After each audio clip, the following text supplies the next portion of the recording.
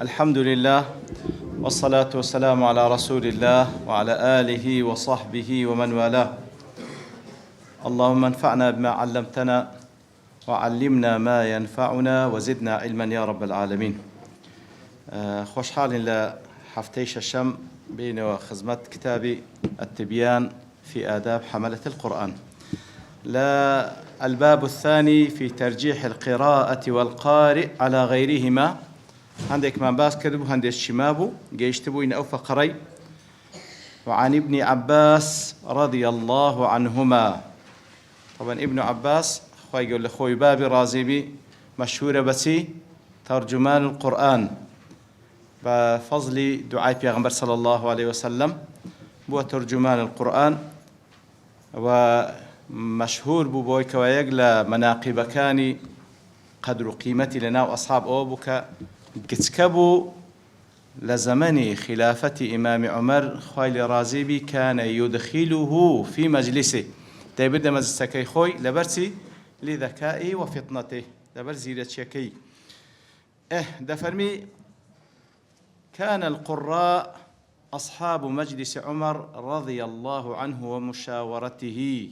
كهولا وشبابا رواه البخاري في صحيحه. كوات دفرمي قراء تشينا أهل القرآن أوان بن كوا أصحاب مجلس عمر رضي الله عنه مشاورته كوات أوان بن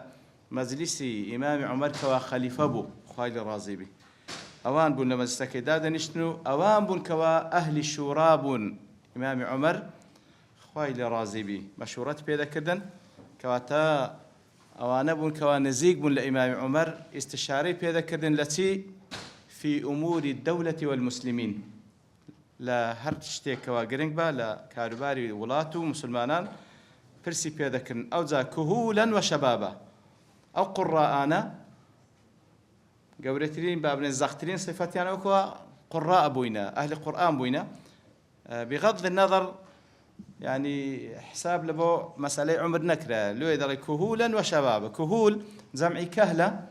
كسي كوا لسروي تل صالبي بيقوتري كهل لسروي تل صالبي بيقوتري كهل كواتا لسروي تل صال وشبابا شبابيش لبازد صالي وشازد صالي حتى وكو بيستو سيو أوانا هل بيقوتري شاب يتر أو حدثش إمام بخاري لصحكي هنايتو دفرمي وقت ما بغض النظر عن سنهم إمام عمر واني كدبوة أهل شوراي خوي ما دام أنهم قد حفظوا القرآن قد استحقوا أن يكونوا في مجلس الشورى عمر رضي الله تعالى عنه. سبحان الله يعني إمام عمر اعتباري لبو أو يذكر كوان أهل القرآن أو ذا لهرجة التمنيكبان واروها تدل على أن معيار التقريب عند عمر رضي الله عنه هو العلم والتقوى والعقل لا السن أو الجاه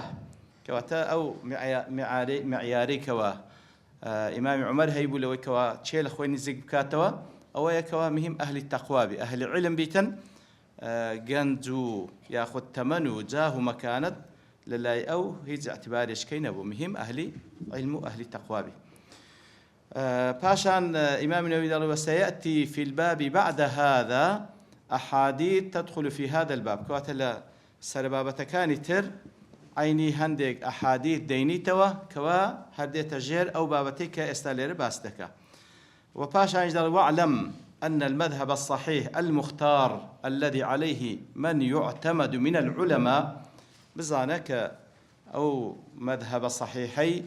كوا مختار أو أن هل بجيدر براست أو مذهبي كوا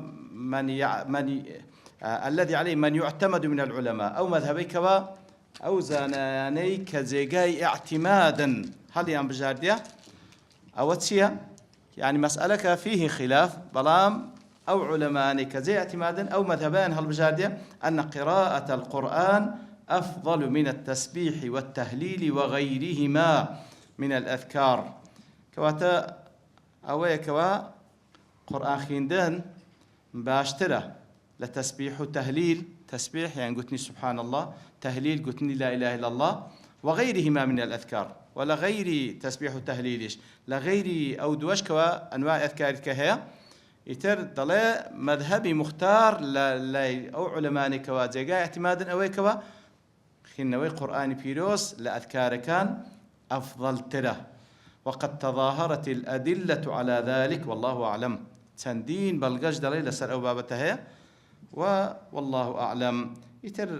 زانا لسر أو بشي قصة كان إمام نووي دفرمي مواضع تفضيل بعض الأذكار بلام هند زيقاها وهندكاتها أذكار كان تفضيل دكنا لسر قراءة قرآن لا أوي رابردوش هندك آماجامة بيدا بلام بكرتي هندك هاتي تايبتها وەکو ذیکرەکانی بەیانیان و ئێواران وەکو ئەو ذیکرانەی کەوا لە دوای نوێژە فەرزەکان دێ بەتەئکید ئەفضەل فی محەلیها لە جێگای خۆی ئەو باشترە لە قورئان خوێندن لەگەڵ وەکو ئەوەی ئەو زانا بەڕێزە فەرمووی کەوا تەئەدوبەن مع القورئان کە دەڵێن ئەفضەلترە و هەندێک حاڵەتیشیە لە ناو نوێژ بە تایبەتی مەسەلەن لە حالەتی سجود و ڕکوع ئەسڵەن نەهی کرایە قورئان بخوێندرێ پێویستە ئەو ئەذکارانە بخوێندرێ كوا واردة لبيغمبر إخوة صلى الله عليه وسلم أو باب التوابه دين سر باب السيم الباب الثالث في إكرام أهل القرآن والنهي عن أذاهم رزلنا لأهل القرآن وريقري كردن لو يكوان هاكري آزار بدريان قال الله عز وجل ذلك ومن يعظم شعائر الله فإنها من تقوى القلوب سورة الحج آتي سيودو وات رب العالمين باس للتعظيم وجورزانين دروش مكان دكا أو دروش مانك الله سبحانه وتعالى دينا هركسك بجوري بزاني فإنها من تقوى القلوب بلقي لسر أويك أو كسخاون تقوى دلكي ترى السعدي رحمة خوالي بلا تفسير كيدالي تعظيم شعائر الله صادر من تقوى القلوب كاتب بجورزانيني دروش مكان الله تعالى لسيو هالدقولة لو تقوايك النادر درون ده فالمعظم لها يبرهن على تقواه وصحة إيمانه أو يبا دروش مكان الله تعالى بجور زاني كواتا بو بجور زانيني بلغ ديني تولسر تقوايك وإيمانك راست درسته أو يكوا دروش مكان الله تعالى بجور بزاني بلغ لسر ويكوا إيمان والتقوى نظر درونها لأن تعظيمها تابع لتعظيم الله وإجلاله بقول زانيني دروش مكان الله تعالى تابع الوتي لبويكوا ذاتي الله سبحانه وتعالى بعظيم دزاني لو هرشتيش كأو ذات عظيمة بعظيم دانابي ده بالتعظيم بكيتوش من أعظم الشعائر عند الله كلامه كوات إمام نويلو هنايتو السبابة إكرام أهل القرآن إكرام أهل القرآن أو آتينا تو آتي دواتريش كواتا بقول زين دروش مكان إخوة من أعظم الشعائر عند الله كلامه لا قورتريني دروش مكان لا الله تعالى سيا كلامكيتي كقرآنتي فأنت إذا وقرت شخصا لما في قلبه من القرآن كاتكاتو كسيك ريزي ليدني لبا أو قرآنك أنه دول درونيتي فهذا بلا شك من التقوى بيجمان بجورزانيني كسك وهالجري القرآنية بلقي لسر أو تقوى التي محلها في القلب كوا أو تقوى زي قاكلنا الله لويا لسر أو مناسبة يعني إمامي نووي أو آتي هنايتو فعشان آتي سورة الحج آتي سي دينيتو دفنمي وقال الله تعالى ذلك ومن يعظم حرمات الله فهو خير له عند ربه ترى هالكسك حرمات كان الله تعالى بقور بزاني أو تساكتر لبو بندي لاي پروردگاري عيني السعدي دلي وحرمات الله حرمات كان الله تعالى تيا كل ما له حرمة هرشتك كوا حرمتي لو داندري لو شريعته وأمر باحترامه وفرمان كرا كوا احترامي بجيره أو حرمية أو حرمات الله أو ذا عبادات بياخد هر دروش مشكا ومن يعظم حرمات الله هر كسيتش حرمات كان الله تعالى بقور بزاني فيجتنب ما أمره الله باجتنابه أويك الله تعالى فرماني كده لي دور كونوا لي دور كوتو فاجتنبوا الرجس من الأوثان اجتناب يعني كونوا في جانب وعبادة الأوثان في جانب لي دور كونه نك يعني هرميكن تو لزاني بقبي أوش لزاني بشكبي سنجرتان دبي جواز بي نابي ليك سنجربن فيجتنب ما أمره الله باجتنابه دور كوتولويك الله تعالى فرمان كذا اللي دور كونه تعظيما منه لحدود الله أي واقعها أو يستحلها كواتهر كسك دور كوتولوشتان كخواي يقول فرمان كذا اللي دور كونه بقورة وكو لبرسي لي بدور ذكوتوا تعظيما بقورة زانينا لبو أوس نوراني كوا رب العالمين داينا نبادا مواقعية وحدود بكا بكوت نابي يان بي حلال بي لكاتك دا خواي قورة حرام كري كسيق واي كرت دور كوتوا فهو خير له عند ربه في دينه ودنياه وآخرته كواتا أو كسك واي كرت حرماتي الله تعالى بقورة زاني زي بزي كر بوي كوادور كوتولي تاكتر لبو أو بندية لبو دينكي للا إخوائي قول سبحانه وتعالى لبو دنيا وآخرتي شيء آوات تاكتر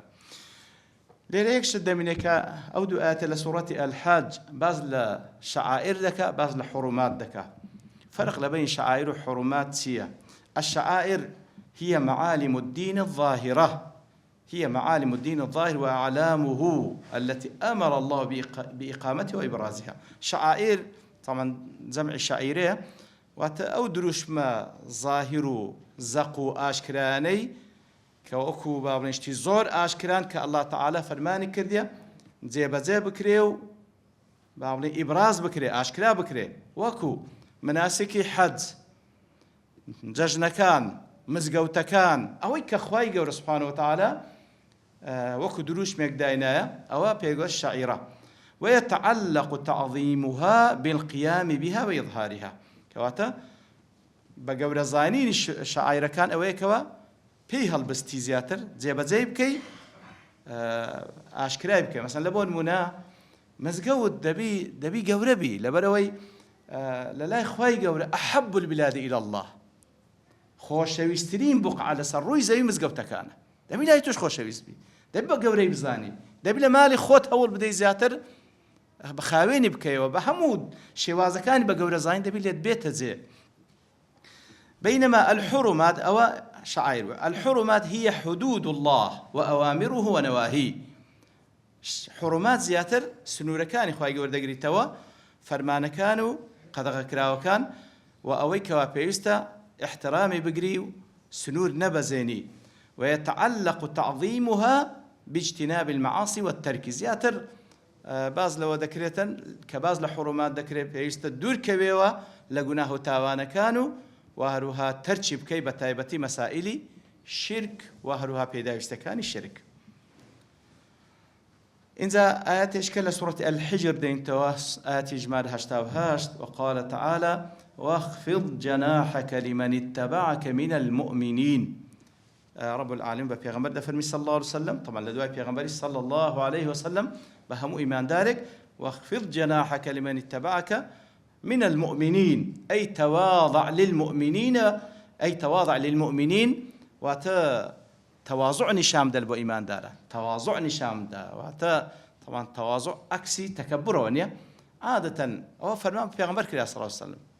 ولا باش يوج من باب أولى بأمكرة تواضع نشام دين لبو إيمان داران تواضع خو بكم بزانين لمقابل إيمان داران وكوبلي نك والعياذ بالله خو بقورة بزاني ياخذ تكبر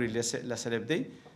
لو آتشيناتوا مناسبة لقال أو بابته كباس ذكاء ومن المؤمنين حفظة كتاب الله تعالى وبتايبتيج لنا إيمان داران شيء وانك وهالقرئ القرآنين تواضع يعني لبني الشام ده فاشان آيات إجمال بنزاوش لسورة الأحزاب نايتوا وقال تعالى والذين يؤذون المؤمنين والمؤمنات بغير ما اكتسبوا فقد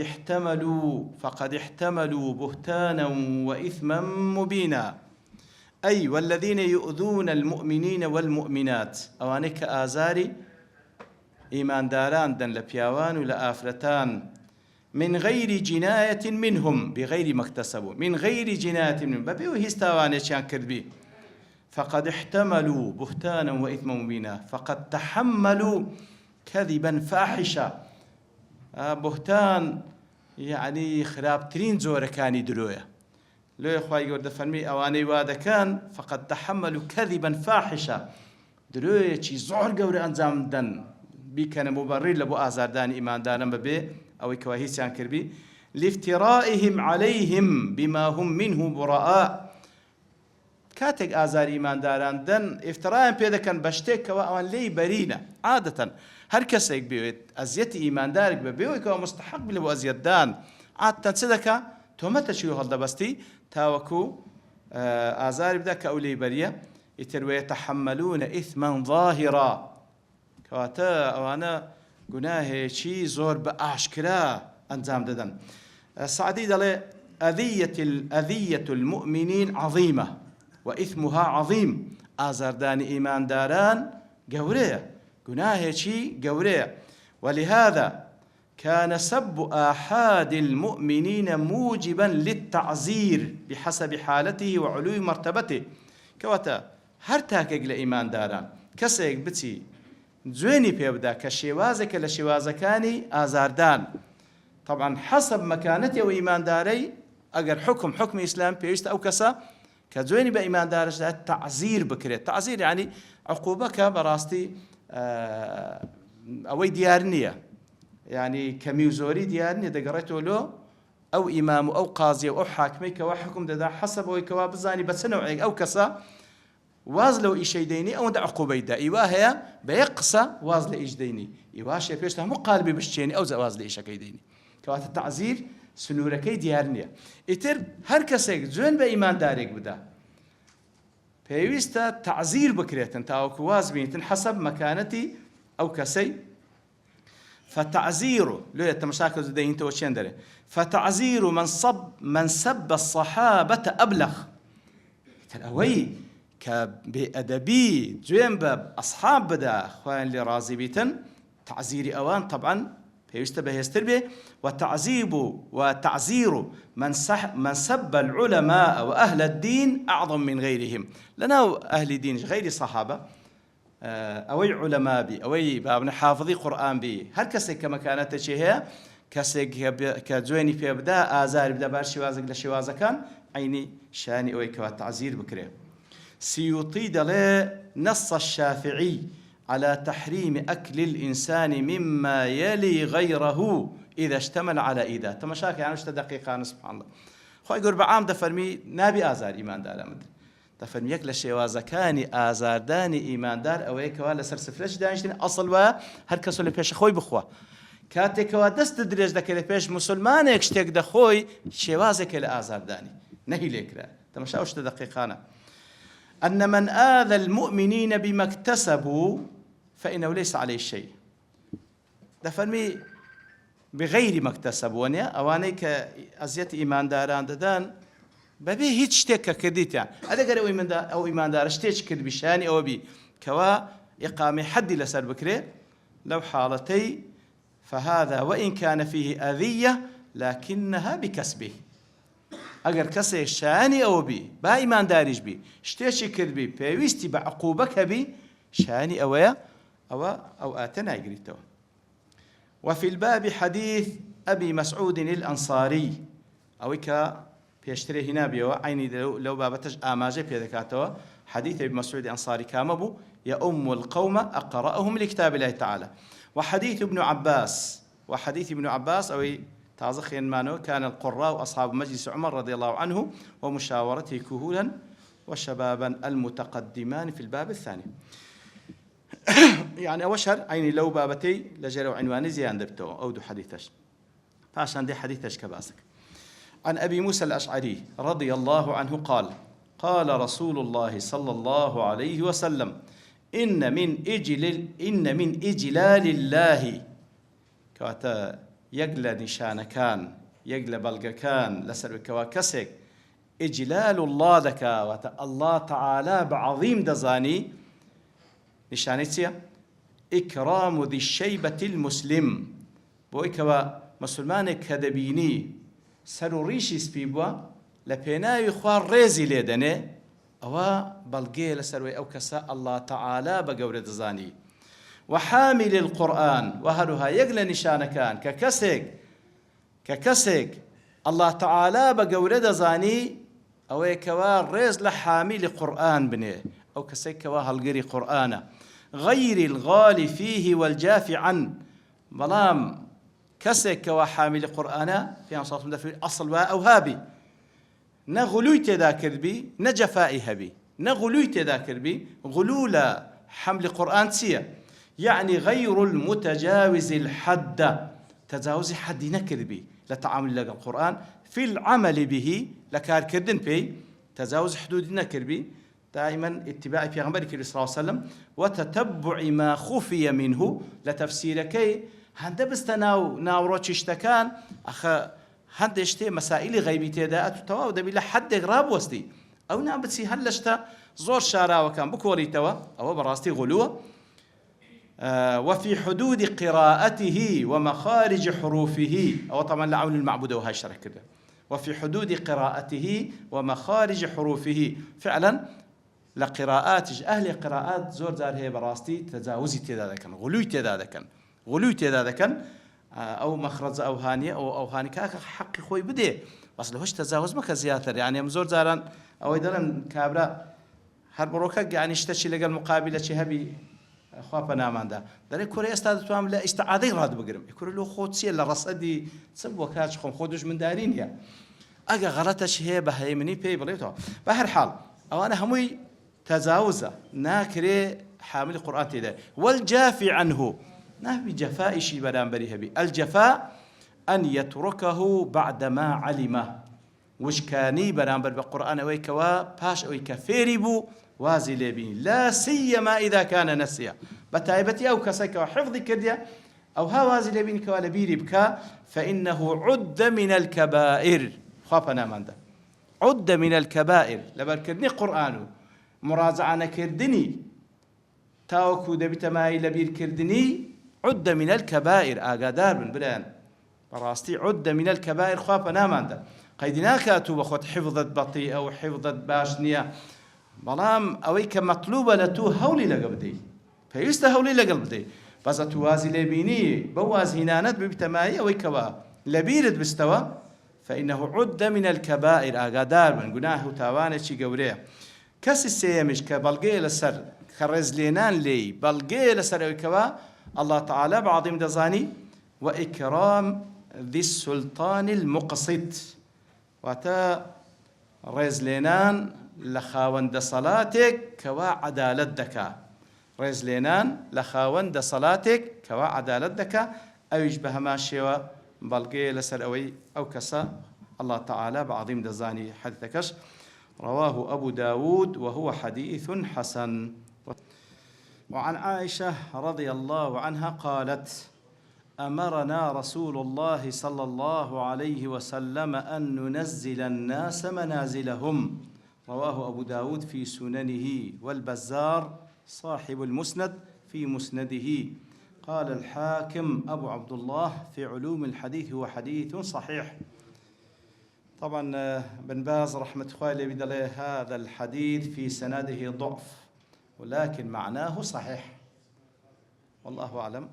معناه كي صحيحة كدا عائشة خوي الراز دفرمي في صلى الله عليه وسلم فرماني في كدين كوا خلشي منزلتي خوي بيبدين هر كسو منزلتي خوي بيبدين وهذا إرشاد إلى إكرام وجوه الناس وتبجيلهم كواتا أو رينموني كدنا وكم باز دري معناه كي صحيحة كواتا إرشاد ما عندك ورينموني ما عندك بوي كوا ريز لخلشي بنين بقشتي بتايبتي كسي كوا زاهو مكانتك هي لنا قومكي لنا وجمعكي لنا عشيرتكي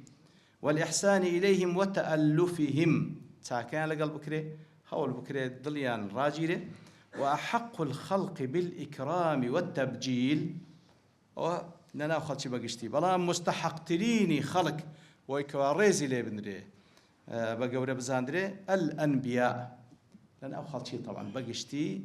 قورة تريني همو بني آدم شيء أنبياء عليهم الصلاة والسلام لباشوان الأئمة إمام كان علماء كان ومن يخلفهم من أولي الأمر يتر لدوا يوانش أولي الأمر أو كوا حاكمة بشريعة خوي قورة سبحانه وتعالى والعلماء والسادة زانایان بەگشتی ئەو پیاوانەی کەوا پیاوی گەورەن والرجل في أهله والرجل في أهله تسمى يعني أصل لهم كاتج إنسان رز لهم خلق يبني بتايبتي مثلا أتو لو فرضنا أو كسا لدري يعني مكانة شواشينية وظيفة شواشينية علم شواشينية بهر حال وكو إنسان هالرز اللي دندري برام كتسوية ناو مالي لا بيش مالو من دالي هر زور مهمة بقوري بزاني زور مهمة الرز اللي ابني زور مهمة براستي يتر الحمد لله الشريعة تيمها مش تشتدا كوا بيستا لتعامل كردن لقال يكتري بوي كوا فعلا صحيح ترين دروسترين تعامل لقال يكتري كوا ريما نشان ده لدوايبي أو زارباش دارون ما أستدي وعن جابر بن عبد الله رضي الله عنه أن النبي صلى الله عليه وسلم كان يجمع بين الرجلين من قتلى أحد في عمر صلى الله عليه وسلم كاتك ولا أحد معلوم زنابتان حفتا صحابة شهيد بون دفرمي لكاتي ويكا ديان ناشتن ليق قبر دو بياو جاري وهابو ليق قبر دي ناشتن ثم يقول أيهما أكثر أخذا للقرآن إن زاد يفرم كاميا قرآن زيادة لبلا فإن أشير إلى أحدهما أجر يقلو أن آماجي بي بكراب أويان زيادة لبلا قدمه في اللحدي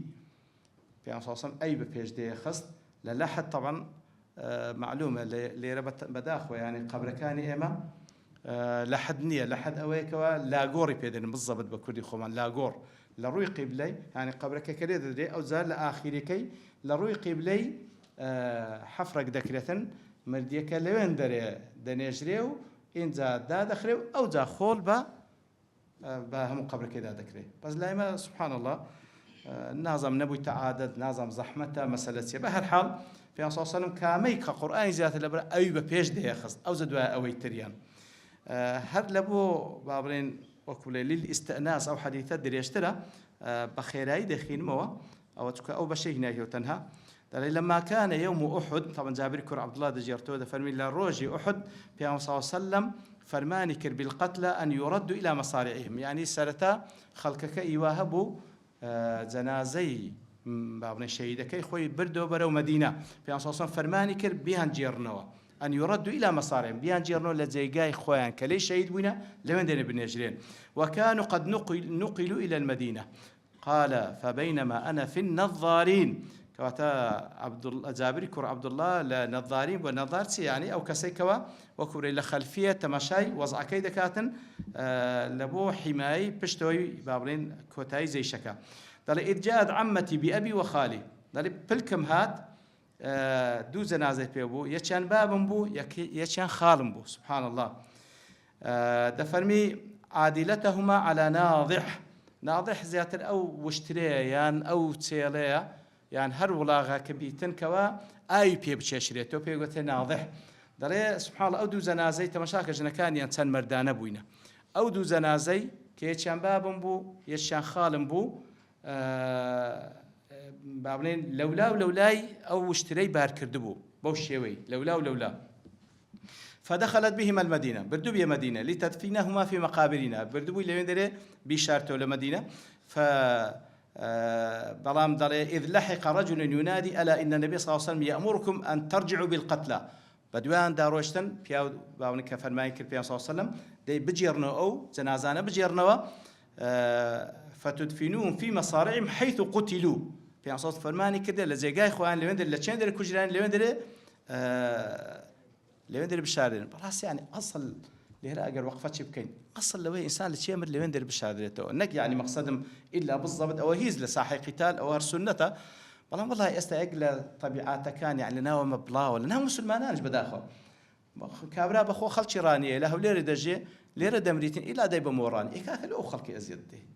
لو خلقي أزيد دي براستي خلق هاتي لبو خيري خوي جنازة كان نيجي لسبكاو لناشنكش آماده بي إلو إلا داي بوين دري أصل بقى لتشين دي لمدلين خوتون لا خاتش مسلماناني ما قال لأوروبا يبيري والله مقابري مسلمانين تيدانية وموضوع أشكي بهرحال أصل وشهيد بتايبتي لزيقاي خوي بشاري للتوا يتر دفرمي أوش هنايوا لوين دري لو زيقاي كوا لوين دري كجرابون لوين دري قبريان لو هالقندرة إنزا بيان صوت دفرمي فرماني كر أن يدفنوا في دمائهم حرب زلك خويناوي كان بشارنا وقال زملوهم بدمائهم ولا تغسلونهم سبحان الله بزلك خويناوي كان بها شارنا ما شونه فإنه ما من مجروح جرح في الله عز وجل إلا بعثه الله يوم القيامة وجرحه يدمى اللون لون الدم والريح ريح المسك سبحان الله هل كسيق لبناء الله تعالى بكجره يتر بوز الكيد شادريتوا إن زاد فرمي روج قيامتش آوا ديت ساحي محشر خيني لدى سوريتوا رنجك رنجي خوينا بوني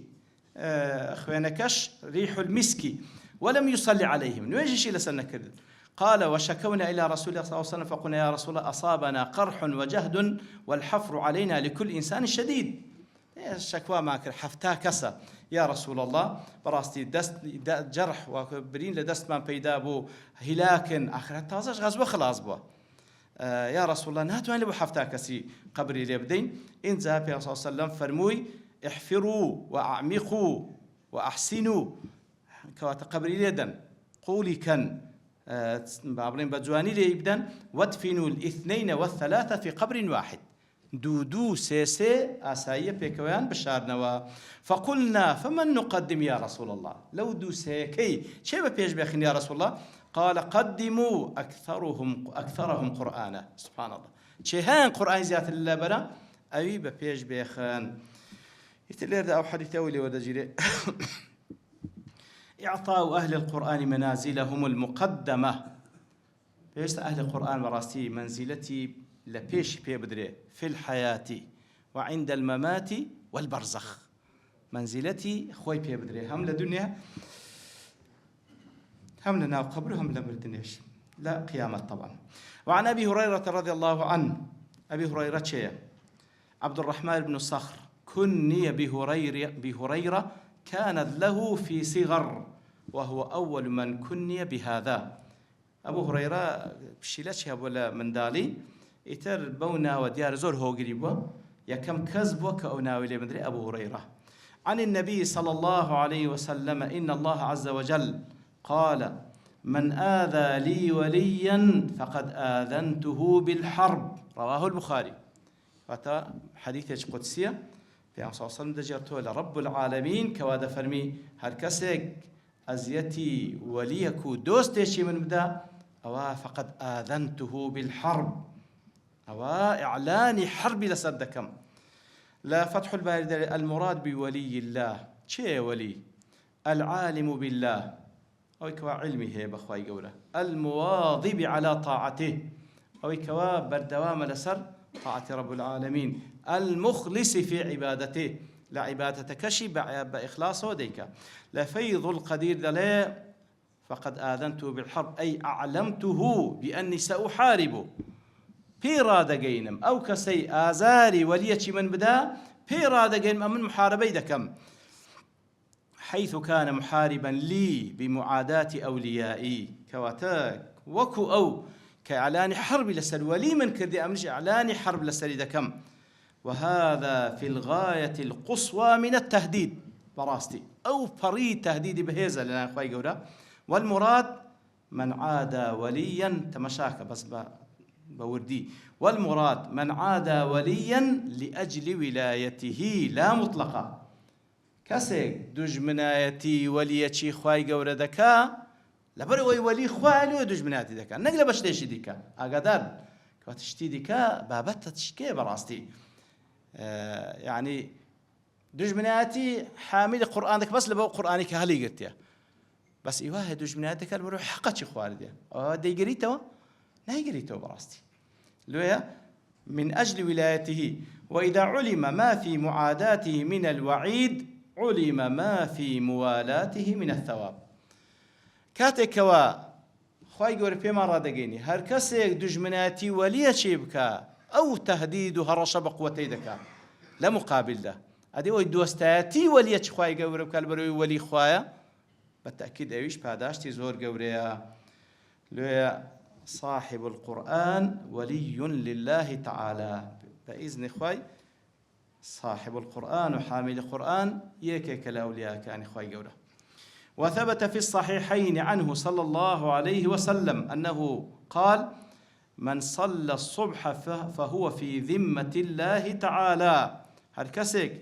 نيجي بياني كرد أولا ذمته لعهد فيمان الله تعالى، فلا يطلبنكم الله بشيء من ذمته. نكن كسك آزار بدن كوالا عهد فيماني خواي قوري ترخواي قورا لسري بجواب بي لسروي أتو كسك آزار دايك والا عهد فيماني خوايا. حديثك لصحيح مسلم بو لفظي هاتيات جندبي كوري عبد الله بجلي دجرته خواي دراز دفرمي يعني صلى الله عليه وسلم: من صلى صلاة الصبح فهو في ذمة الله. هر كسك نيج بياني كر أولا ذمتي الله تعالى، فلا يطلبنكم الله من ذمته بشيء. نكن آزار كسك دنكوا أو لعهد بيماني خواي قوريه نبادا لمقابل دا خواي قوره، فلا يطلبنكم الله من ذمته بشيء. أتو آزار كسك دا لزمتي خواي قوريه إتر خواي قورش داوات دكاته وكوا انتقام اللي بكاته، فإنه من يطلبه من ذمته بشيء يدركه. خواي قوره بدواي كسك دا بروا كوا أو تعدى لكسك كذا لذمي خواي قوره بخواي قورش بدواي دا دروا أكيد دكوت بردست رب العالمين ثم يكبه على وجهه في نار جهنم. خوابنا من ده أجر كسيجش خواي قور بدواي دابي وهر ديقري وهرها لسرد مسايب لو جهنم ديبا لا تحفة الأحوذي لشرح حديث كذا، فهو في ذمة الله تعالى أي في عهده وأمانه في الدنيا والآخرة. سبحان الله كوات تمشاك بس أو نيش بين بكاتن أول عهد أماني خواي قوري للدنيا والآخرة، فهو نهي وتحذير عن أذية من هو في أمان الله وحمايته. كواتب راستيوا آغا بابرين النهي كرنو قدغ كرنو آغا دار كرنوه بوي كسيك آزار بدي كلا أماني خواي قوري ولا حماية خواي قوري. هم راستي أقصانا راست بدرزيك كافر أو إشي دكابرا كرو والله أستا مسلمانش أزيتي مسلمانين ده يعني وينا ترسي أو كساجر هي سينا كربي نواجه بياني كربي ولا ذي ما يخواي لو أزار الدي لو أزار الدي أجر بقسيتش بيه لأن أذيته تعتبر في الحقيقة اعتداء على الله ونقضا لأمانه الذي وهبه لهذا المصلي. براستي كسي كوا خواي قور عهد بيماني بيدايا يعني خواي قور أماني بيدايا دفن ولا لا عهد بيمان ذمي منه هدي باشا تكو كسي آزار ديك ولا أو أمانيك خوادايتي أتودتي هلي وشينيوا. ومن نقض عهد الله واعتدى عليه فقد عرض نفسه لمحاربة الله. هر كسيك هول بدا كسيك آزار بدا كالأماني رب العالمين دايا أوا بالتأكيد خوي معرض ذاك لبو محاربة خوي يقول سبحانه وتعالى: والله ينتقم لمن أوذي وهو في جواره وأمانه. بالتأكيد الله تعالى انتقام دكاته لو كسيك كوا لا ذمي خواي قوري والعهد بيمان خواي قور كسك به آزار بدا أكيد خواي قور انتقام لبوي دكاته. لا شك أن من حافظ على طاعة الله من الفرائض واتبعها بالنوافل فهو ولي الله. يتر بالتأكيد كوات هر كسك لذمي خواي قوري أجر نويش سبين يشبكه نبي آزار بدا فكيف بكسك أو سينجي بر القرآن كو آزار الدي يعني يتر بوشوي هنا إمام نووي. وعن الإمامين الجليلين أبي حنيفة والشافعي يتر قول شينايتوا أودو برزي أبي حنيفة النعمان بن ثابت وإمام الشافعي كوا نسبي دقريته وسر نسبي بيغمبر صلى الله عليه وسلم رضي الله عنهما أو لو ضيب كارنا زاتر ويكوا معروفة براستي رضي الله عنهما زات لبو أصحاب بكار إندري براستي لبو أصحاب بكار إندري أو أني لدواي بيش زياتر رحمة بس يتر تشكري يعني يتر إمام النووي لبو أودو بيا برزي رضي الله عنه ما بكرنا قال تيدلين أودو برزة: إن لم يكن العلماء أولياء الله فليس لله ولي.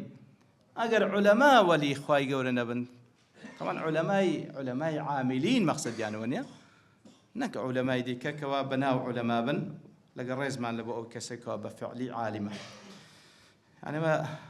لكن ما غريبة وخصانة ونيل بلوي فعلا أوي كذبينين عالم هي استاش الحمد لله عالم هي يهندي لسرتسا وسريخوتي دابني أو بر الرز احترام بقولي بس كره والله هي بونا وي استا يعني سبحان الله خبنا من ده يا ربي شاني هيزني والله. ولي هر لبوب بالهنان ولا سورة يونس رب العالمين سدفر ألا إن أولياء الله لا خوف عليهم ولا هم يتقون ولا هم يحزنون عفوا ألا إن أولياء الله لا خوف عليهم ولا هم يحزنون شئنا الذين آمنوا وكانوا يتقون كواتا هر كسي إيمان دار بالتقوى هبي لقدر إيمان وتقوى كأوا ولايته لا إخوة سبحانه وتعالى إتر كاتك وباس لعلماء ذكره كأوان أولياء إخوة جورنا يقل أنواع كان علماء شيء لسورة العنكبوت لا تسلنود فرمي بل هو آيات بينات في صدور الذين أوتوا العلم وما يشهد بآياتنا إلا الظالم كواتب التأكيد أو كسكوا قرآن لنا دور درونتي خواهي يقول أهل العلم باساني كذا كوا أو دوبر يزدلين إن لم يكن العلماء أو أولياء الله فليس لله ولي لدواي بدلي قال الإمام الحافظ أبو القاسم بن عساكر رحمه الله ذكرها ابن عساكر رحمه الله في كتابه تبيين كذب المفتري لصفحة بستنوه تدلي دلي اعلم يا أخي وفقنا الله وإياك لمرضاته بزانا بلاي خوم رب العالمين إيما وإيوا توفيق بك لمرضاته أو كارو كردواني أنزام بدين كوادا بتماعي رازبوني أو وجعلنا ممن يخشاه ويتقيه حق تقاته لو كسانا ما مجيري كوا بفعلي لأخواي قولي الترسين والتقوى إذا كان أو اندي شان التقوى بكري أن لحوم العلماء مسمومة بزانا سبحان الله أي زور مهمة كيستابة تابتي خلقان شي زور توشي أو يعني أو صفة ناشرين أبوي نقصة كردن لسر علماء بمعنى كلمة علمانا أن لحوم العلماء مسمومة قوشتي زانايان جهراوية طبعا أخوي قول كباز لغيبات دكاتا أيحب أحدكم أن يأكل لحم أخيه ميتا فكرهتموه غيبات كردن أويا وكو أويا كوا قوشتي برايكي خود بمردياتي بخوي هو بعام أدي أقر عالم بيتا كباسي دكي قوشتي بي مسمومة جهراوية هركسيك بيكا ديكو جي براستي جهر إنساني دكو جي لحوم العلماء مسمومة وعادة الله في هتك أستار منتقصيهم معلومة سبحان الله تنزوا نقصتي الله تعالى وكو كريت السنة لسنة كاني خوي هركسيك انتقاص علماء بك واتا هول بدا عيب عاريان بديار بيخي آخر خو همو إنسانك عيب عاري هي باي هندي ونيا أصل لمسلمان أوي ستري مقابل بك ستري بك أوها همو مسلماني فكيف بعالم همو عالميش علماش باي هندي زليان هي إخوة ما همو متفقين لسروي غير رسول الله صلى الله عليه وسلم كز معصومنية باي هندي زلي هي أتوبسي بدواي عيب عار زلات علماء بقري تفرمي سنتي خواي قوله درباري أو كساني كوا داوية انتقاص علماء بكاد تقريبا دواعي بعاريان تفرمي سنتي خواي قوله معلومة كواتسيان ليدك أو كساني كوا بدواعي بعاري علماء دقرن هتك أستارهم